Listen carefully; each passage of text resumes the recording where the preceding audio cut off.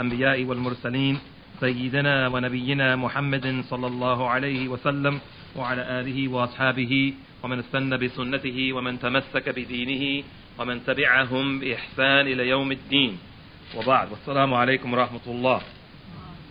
Inshallah, this evening, in continuing on this class of how to develop or how to build an Islamic household, we'd like to begin tonight, inshallah, Azza wa Jal, with the discussion of spending time in the home and how time should be spent in terms of sleeping and eating. And we're not going to discuss the issue of the food tonight, inshallah. That'll be coming in the next class, or the class after this one. We have two more left. We're just going to talk just very briefly about the arrangement or the system of how we should spend our time in reference to sleeping and meals, that is. And what we wanted to mention was that in some homes, in some Muslims' homes, the situation is similar to a hotel. It's similar to a hotel, and what we mean by that is that the dwellers in the hotel, you don't find them knowing each other. The people who live in the hotels, you don't find them knowing each other, and that's the way some Muslims' homes have become. Even though you have the father and you have the mother and you have the sons and the daughters, you find them not spending time with each other. And you find them not knowing the conditions of each other. And we mentioned this a few weeks ago, and we just like to cap it or make a synopsis of it by saying that the person who is the wali, the trustee, the one who has on his shoulders, the man of the house, who has on his shoulders the responsibility of qawama, as Allah subhanahu wa ta'ala says in his book, الرجال قوامون على النساء, that men are the maintainers and protectors of the women. And this also means the rest of the family, that he has to make sure that the people under his administration have an organized system.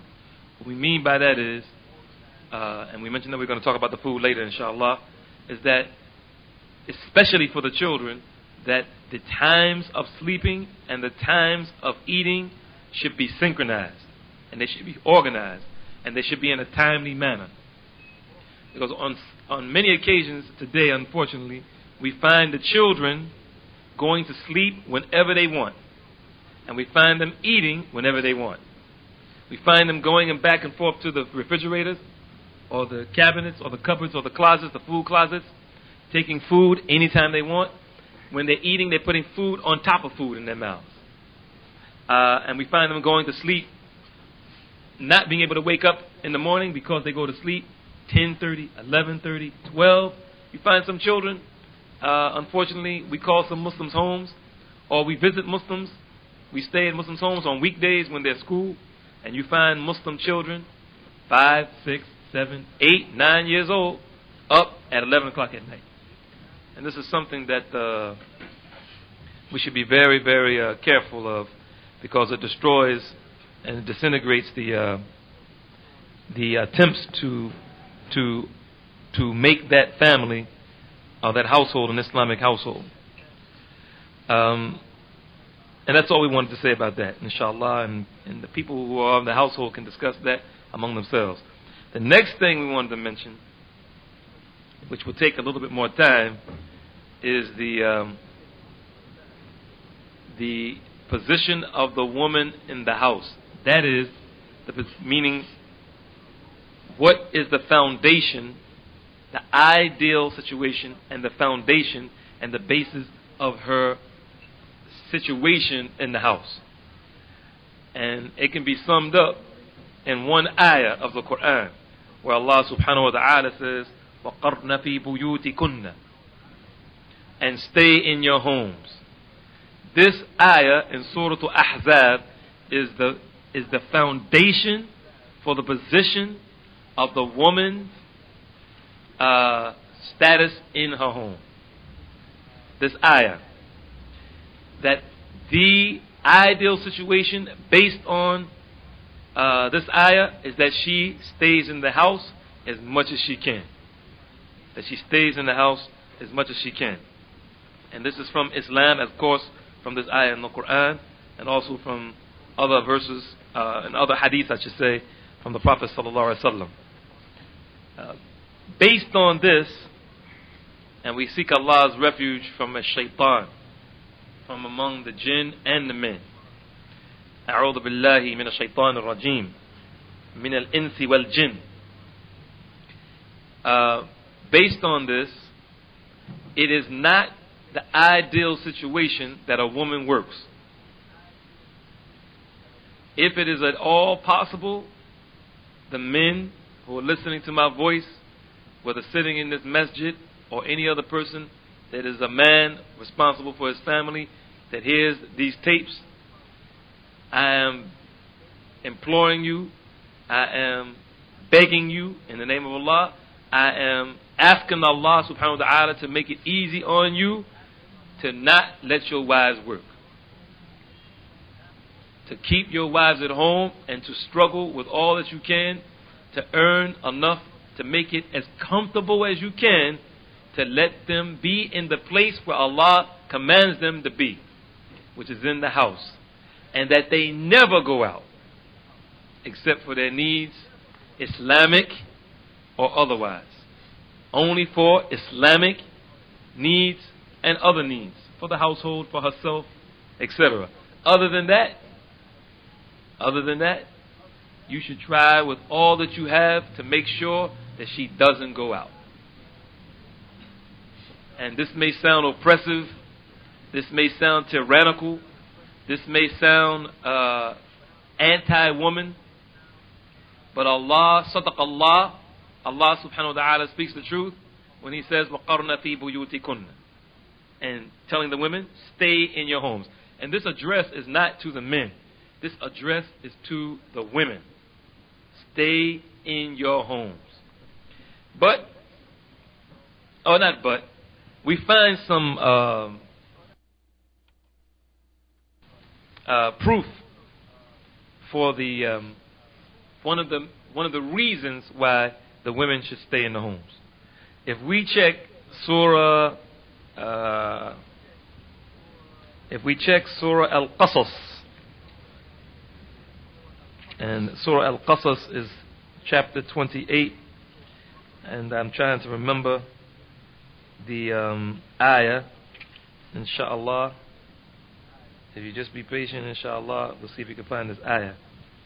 This ayah in Surah Al-Qasas is ayah, well, inshallah we'll find it. But the ayah is ما خطبكما قالتا لا نسقي حتى يصدر الرعاء وأبونا شيخ كبير. And a rough translation of this is, Musa said to two girls, what's the matter with you? And they said, we can't water our flocks until the shepherds take their flocks, and our father is a very old man. And this particular ayah, the ulama, both past and present, show that this is a proof that women should stay home and they shouldn't be out working. This ayah is a proof. And as they say, the istidlal, or the wajhul istidlal, as the scholars call it, the aspect of the proof that they use with this ayah is that the women were ashamed to be outside. Because Musa said, Ma khatbukuma. What's wrong with you? What's the problem? In other words, why are you out of the house working? And they said, قالتا لا نسقي حتى يصدر الرعاء. They said, we are not able to water our flocks until the shepherds take their flocks in. In other words, we have to go out, but we're trying to stay away from the men. We're trying to stay away from the men. But because our father, Abuna Shaykhun Kabir, we have to go outside. Because the wali, the one who has the qawama, the one who has to take care of the household, he's not able to do it because of his age. They made an excuse for themselves immediately when Musa said, "Ma khatbukuma?" What's the reason why you out of the house? That's what he was asking.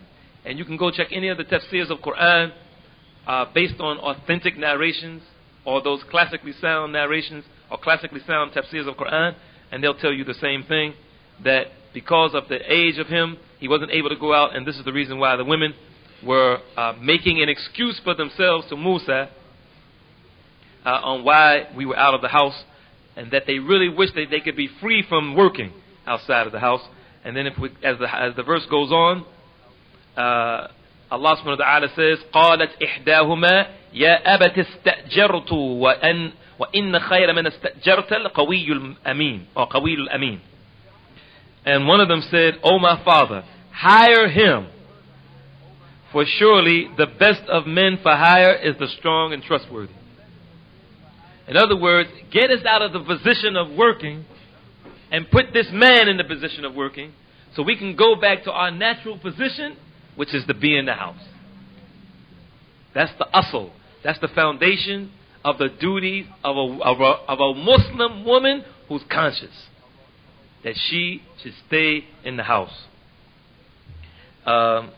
Unfortunately, today, and especially after World War, the First World War and the Second World War, when the Yahud started their plot to bring women out of their homes, unfortunately now, in the past 60 or 70 years, it has taken its toll on women being out of the house. And there's quite a few reasons why women being out of the home causes the breakdown of the society, of which we'll talk about inshallah.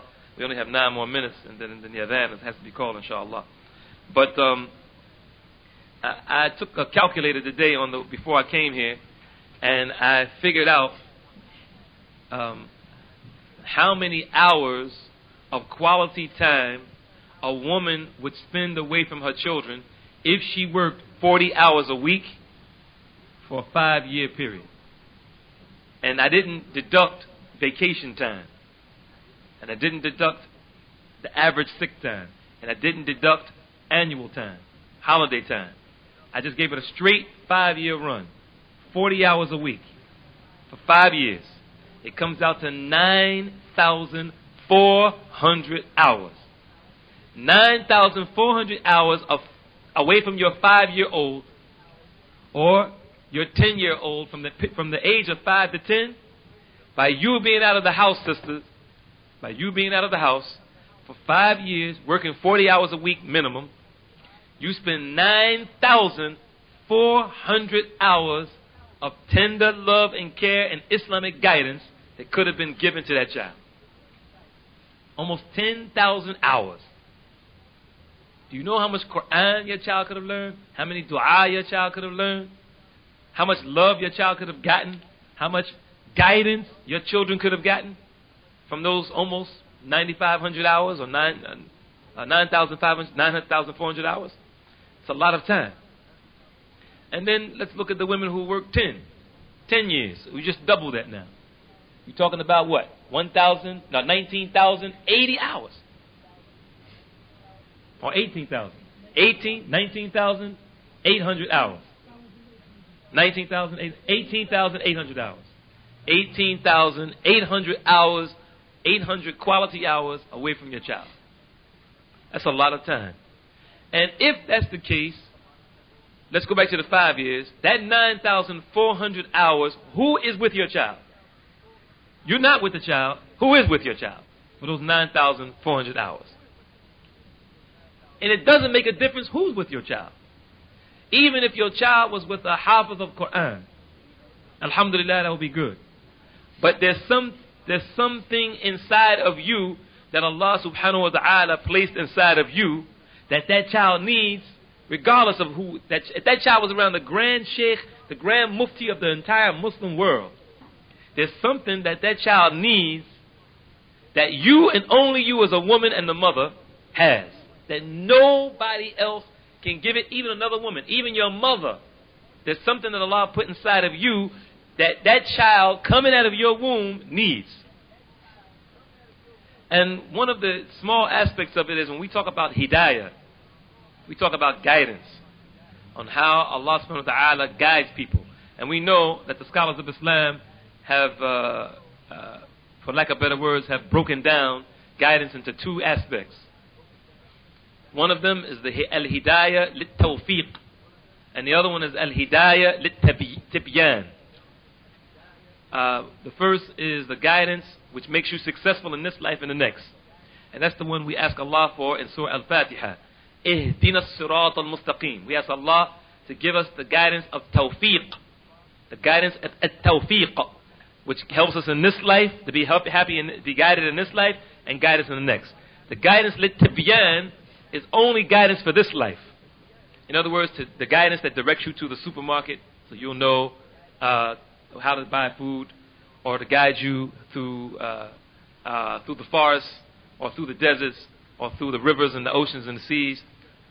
Also, a part of this guidance is the guidance that a child receives when no one has to tell the child that that's his mother.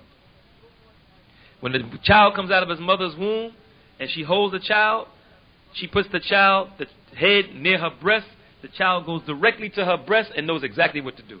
This is hidayah from Allah. This is guidance from Allah subhanahu wa ta'ala for that child from his mother.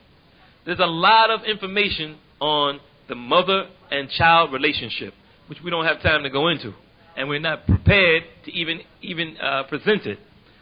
But there are some from Muslim aspects and some that, alhamdulillah, that Allah has guided some kuffar with the guidance of tibyan, of explanation, which is only good for them in this life, to give us some additional information on the loss and the damage of women being away from their children for a certain amount of time. So once again, the asl, or the foundation based on that ayah, is that the women stay in the house, like these two women that wanted to stay in the house to keep themselves away from the commonplaceness or sacrificing their dignity, and to protect their honor and to protect their esteem and to protect their position as women, to stay in the house. And there's some things that we like to cite, and we only have 3 minutes left before the adhan. There's some things we like to cite about some of the dangers, the negative aspects of a woman being out of her home. And there's quite a few, and we'll name some of them. One is all of the munkarat, the abominable, lewd acts that go on outside of the house, of which, and I should say not the abominable acts, but abominable acts, lewd acts, but also the things that the woman was not created to, or she wasn't made by Allah subhanahu wa ta'ala to be able to undergo or to withstand. Even though women who don't have husbands, or women who do have husbands, go out to work and they're able to withstand and undergo and to weather the storm of the outside world, outside of her home, this doesn't mean that she was made by Allah and created by Allah to withstand those things. What happens is that the woman has to alter her nature somewhat to adapt herself to the conditions outside of her home. And even as feminine as she may be, by her being out of the home, it's proven that she has to take a different nature. She has to alter her nature slightly in order to deal with the pressures outside. This is a proven fact that psychologically, neurologically, physiologically, she wasn't created by Allah to be confronted with the things that the man is confronted with in the streets, in the world, so to speak. Another thing that is one of the negative aspects of being outside is the coming in contact with men. If she works in the workplace, even if she works in an all-female job, it's going to be almost impossible that she is not going to come in contact with some type of men. Especially, and I repeat, I'm not trying to say that women shouldn't become nurses or doctors or teachers, that they shouldn't become educated. I'm not saying that. But I'm saying that by doing this, she becomes like a sacrificial lamb. And the husband that sends her out or that allows her to go out to do this, he's actually the one who's sacrificing the lamb. Which means that she has to in some cases, not all cases, she has to in some cases put her shoulder next to the shoulder of her professor, her cheek next to the cheek of her male professor. She has to be in the face of her male professor. She has to be in the presence of her employer. She has to be in boardrooms or the office sometimes with the door closed with the man. That is in most cases not only a man, but he's a kafir. In most cases. In most cases. He's a kafir. So this is another problem. Another negative aspect of that might happen, doesn't always happen, that might occur, is the woman's disregard for giving her husband his rights when she works outside, or his position being diminished. And this is also very, very dangerous. And we'd like to add something to this and end it here because it's a minute over now, 2 minutes over for the adhan. In addition to this, when the woman works outside and the kuffar gives her a job that earns her more money than her husband, this also can cause a problem. This also has the possibility of causing a problem with her husband and with the children. Because the position of the woman, as we mentioned a few weeks ago, that Allah subhanahu wa ta'ala has made the rijal over the women a darajah. He has given the man a degree over the woman. So when she makes more money than him, you make $18,000 a year, she makes $41,000 a year. This can cause a problem. She has a PhD, of which we encourage women to become educated. And you have a high school diploma. She has a so-called white-collar job, you have a blue-collar job. This can cause a problem in your house. Not always, but it can cause a problem. So we're going to end it here, inshallah, and come back to discuss this a little bit further. وصلى الله وسلم وبارك على نبينا محمد وعلى آله وأصحابه أجمعين. سبحانك وبحمدك أشهد أن لا إله إلا أنت أستغفرك وأتوب إليك. We ended right before Salah talking about the woman being out of the home, and the verses that we didn't know in Surah Al-Qasas, which is chapter 28, are verses 26. In fact, make that 20. Make that 24. No, here we go. 23. You can take 23 through 27. 23 through 27 of Surah 28. But the highlighted points are, what is the matter with you? They said, we cannot water our flocks until the shepherds take their flocks, and our father is a very old man. So he watered their flocks for them. Then he turned back to shade and said, my Lord, truly I am in need of whatever good that you may bestow upon me. Then there came to him one of the two women, and she was walking very shyly. تمشي على استحياء قالت إن أبي يدعوك ليجزيك أجر ما سقيت لنا. Verily my father calls to you that he may reward you for having watered our flocks for us. But if you notice, Allah subhanahu wa ta'ala says, إحداهما تمشي على استحيائه. That she came to him walking shyly. She came to him walking in a modest way. You can imagine her coming with her head down and, keeping her body close to herself.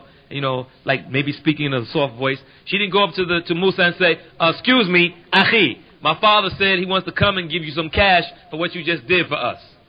And she's right in his face. This ayah is a proof once again that if the woman has to be out, she has to conduct herself in a manner that is pleasing to her Lord. And then the verse goes on by saying, in the English language that is, so when he came to him and narrated the story, he said, fear you not, you have escaped from the people who are zalimun. And then one of them said, oh my father, hire him. This is verse 26. Surely the best of men are for hire are those who are strong and trustworthy. And then it ends in verse 27 by him saying, إني أريد أن أنكحك إحدى ابنتي هاتين على أن تأجرني ثمانية حجج. He said, I intend to wed one of those two daughters of mine to you on the condition that you serve me for 8 years. But if you complete 10, it will be a favor for you. And then to the end of the verse. So this is the proof about women staying in the home. And if they have to go out, as we mentioned, then they should keep their modesty and keep their chastity and keep the Islamic morals. And may Allah subhanahu wa ta'ala protect them and all of us. Ameen. The next thing we like to mention, inshallah, in fact, in addition to this, by working outside, we'd like to also mention that the man shouldn't, if he allows his wife to work, he should not be oppressive on her. He should not be oppressive to her if there are some things that occur that is beyond her control because he allowed her to go out. In other words, him allowing her to go out, he has to take part of that responsibility for her behavior because he's the one that allowed her to go out. So whatever happens, especially those things that are beyond her control, he has to take responsibility for that. And he shouldn't be one that becomes a tyrant on her now. In addition to the tyrannical behavior that he should avoid is her taking her cash. Because even though she's working, he has no right to her money. He shouldn't be taking her money. That's her money. And in Islam, what's his is hers and what's hers is hers. In Islam, unless you want to go back, a'udhu billah, to another way of life, for the one Muslim woman, whatever, for the sisters who are listening right now, because I hear a little sound coming through this tube behind me, whatever is your husband's is yours, and whatever is yours is yours. So whatever money you earn, he doesn't have any right to it. And he can't take it, he can't eat from your wealth unjustifiably. He has to ask you. And I'd just like to tell the brothers that if you plan on getting married, especially to another woman, if you have one already, you're taking 2 or 3, this is just some side advice. Don't move into her apartment. And don't move into her house. Move her out of her place, get rid of all the furniture, move it into your place and buy new furniture. That's just some advice to my brothers in Islam who are planning on taking another wife. Okay, let's move on. The next section we'd like to mention is allowing people to know the secrets of the house.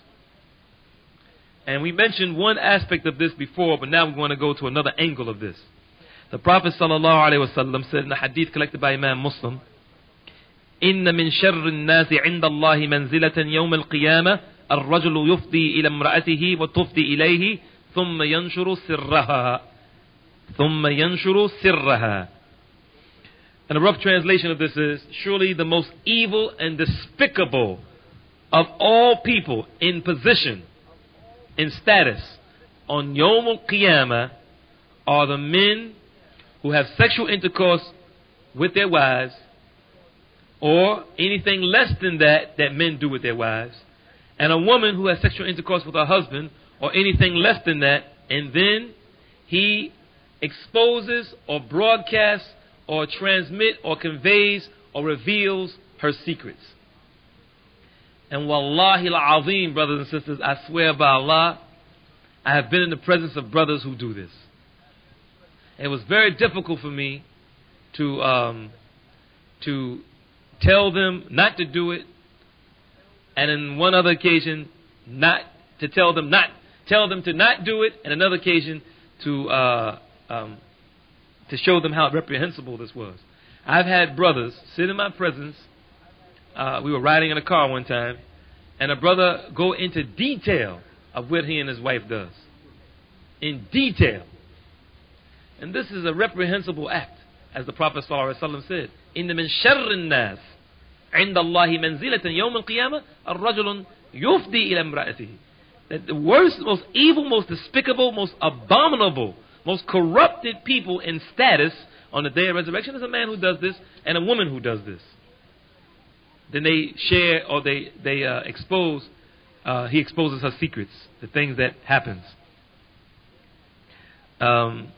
There's a hadith that we have in the English translation, second volume of Abu Dawud.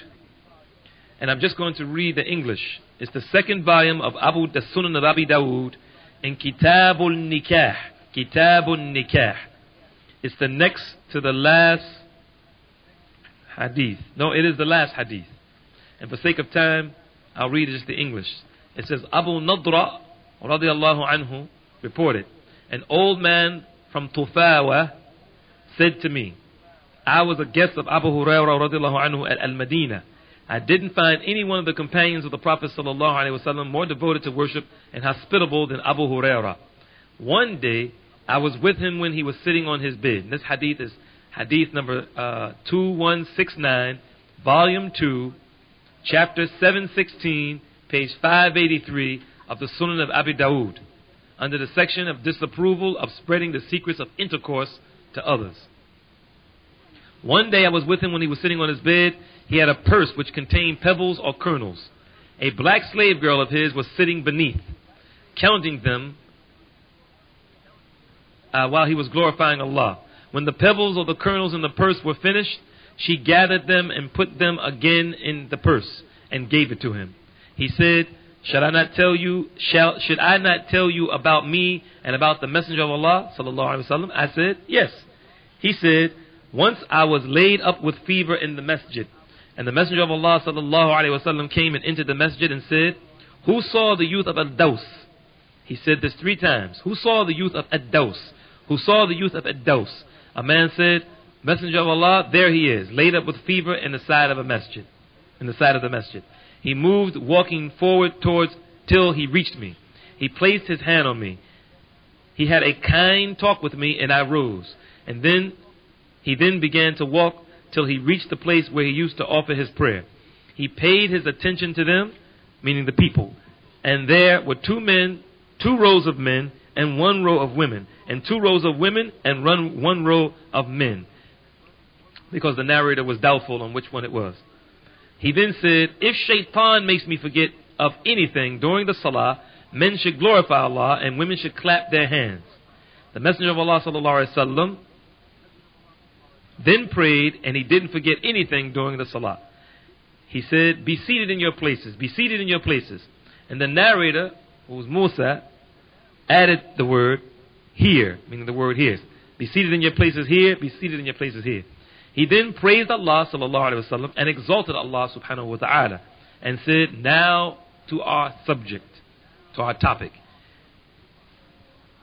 And then the agreed upon version begins. He then said, is there any man among you who approaches his wife, closes the door, covers himself with a curtain, and he is concealed with the curtain of Allah? They replied, Naam, yes. He said, thereafter, he sits and says, I did such and such. I did such and such. The people kept silent. He then turned to the women and said, is there any woman among you who narrates what you did with your husband, in other words? They all kept silent. Then a girl fell on one of her knees. The narrator, Mu'ammil, radiallahu anhu, said in his version of this hadith that she was fatatun ka'abun. Fatatun ka'abun means she had a very large, firm breasts. She raised her head before the Messenger of Allah sallallahu alaihi wasallam so that he could see her and listen, meaning listen to her. She said, Messenger of Allah sallallahu alaihi wasallam, these men, they describe the secrets of intercourse with their women, and they also describe the secrets of intercourse to other people. Do you know what the similitude is? He said, the likeness of this act. The likeness of this act. إنما مثل ذلك مثل الشيطان لقيت شيطانا في السكة فقضى حاجته والناس ينظرون إليه.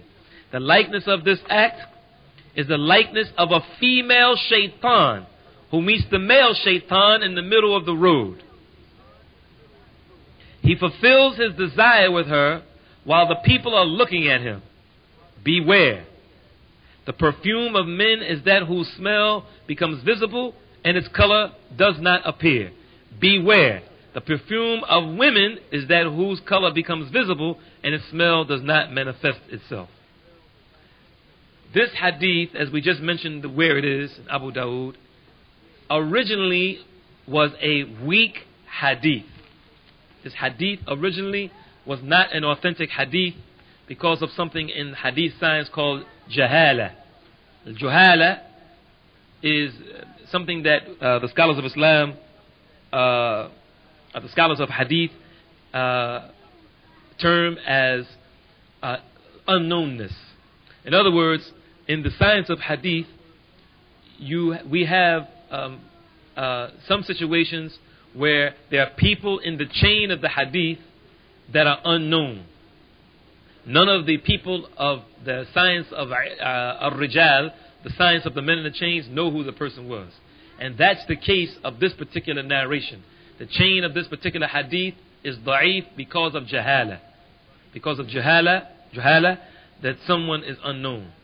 And that person that is unknown, alhamdulillah, there's some other narrations that the scholars of hadith call shawahid. There are some other witnesses which are also unauthentic, with an additional one that is authentic that strengthens this hadith. So this hadith, alhamdulillah, even though it is an authentic hadith, it has been strengthened by other narrations with the similar wording that makes the meaning of the hadith acceptable. So this hadith, alhamdulillah, is an acceptable hadith. And there's a lot of information and wisdom in this hadith. A lot. And one of the things we gain from this hadith is that there's a female shaitan. There's such thing as a female shaitan, called a shaitana. Right? And I know at least one. I know personally at least one female shaitan among human beings. I'm not in contact with jinn, alhamdulillah.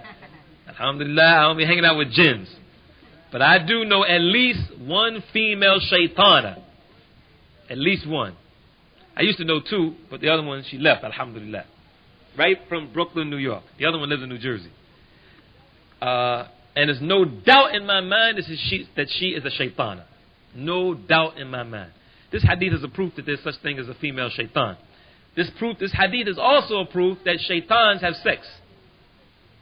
And this hadith is also a proof, which is the point that we wanted to make, that people who discuss what they do in the house, explicitly or implicitly, is like the likeness or the similitude of two shaitans, male and female, getting together in the middle of Fulton Street at 12 p.m. in the middle of, when it's broad daylight, where everybody can see them, taking off all their clothes. The Muslims who do this, they're just like these two shaitans in the middle of the street here. So we should keep the secrets that we have among ourselves. In addition to this, we should not let differences that we have, or which we mentioned before, leak out of our homes.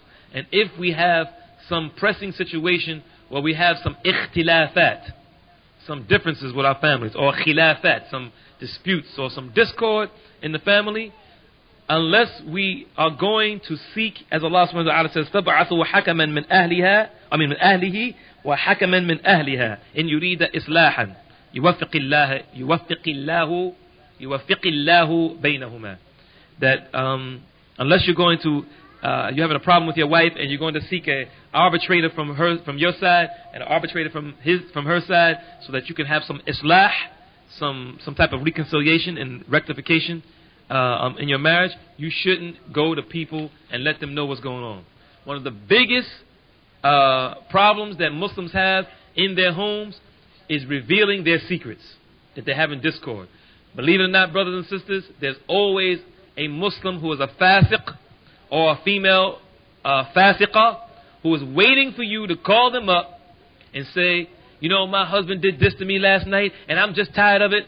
Just waiting for you to reveal those things that goes on in your home. So you should be very selective who you tell your problems to. You should go to the imam or some person who's known for counseling, and they're also known for keeping confidentiality.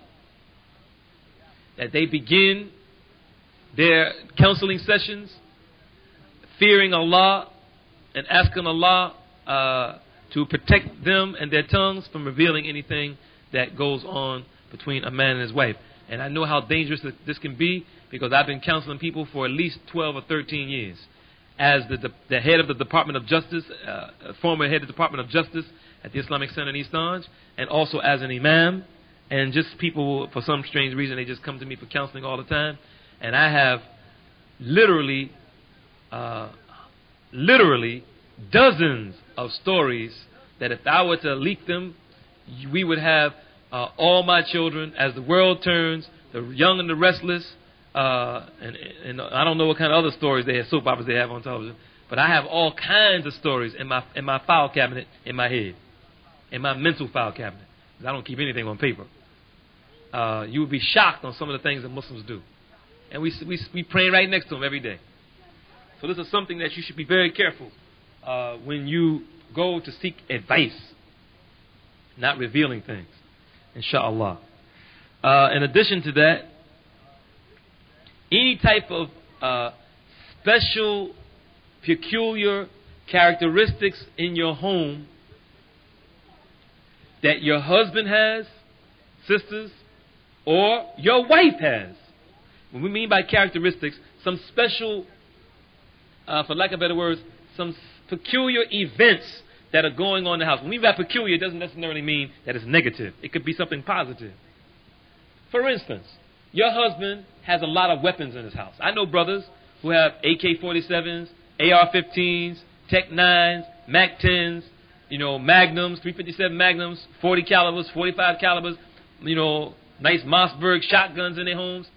Sister, it's not your business to reveal that to people. You should not be telling people, yeah, my husband got all kinds of weapons in the house. This is crazy. You shouldn't do this. Nor should you, brothers, be revealing things that are germane to the house that could damage the house. And we have a verse in Surah, I believe it's Surah 66, I believe it is.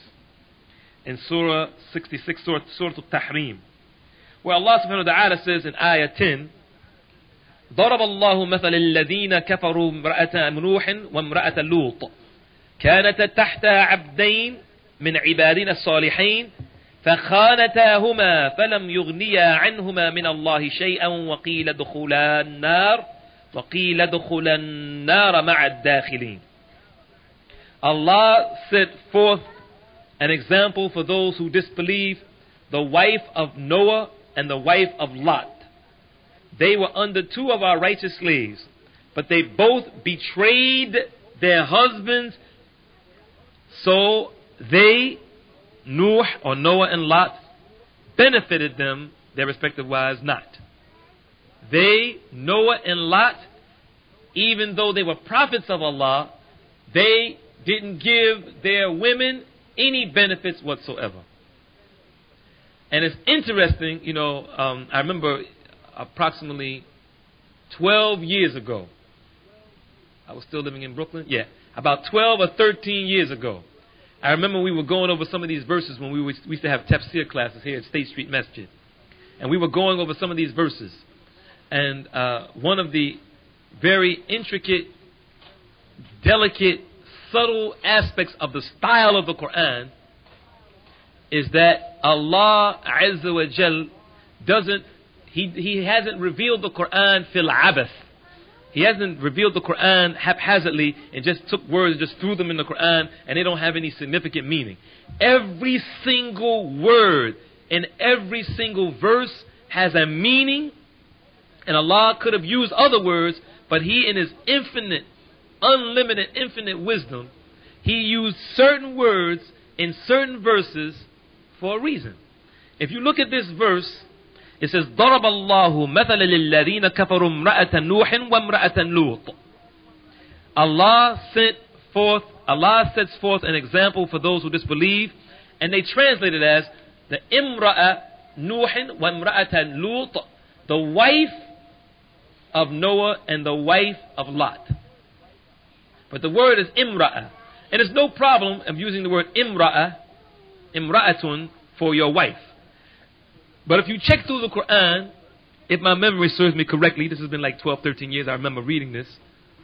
When you check through the Qur'an, if my memory serves me correctly, every place where Allah subhanahu wa ta'ala mentions wicked people and their wives, He uses the word imra'a. He doesn't use the word zawj. Just check. Tabbat yada abi lahabin wa tab.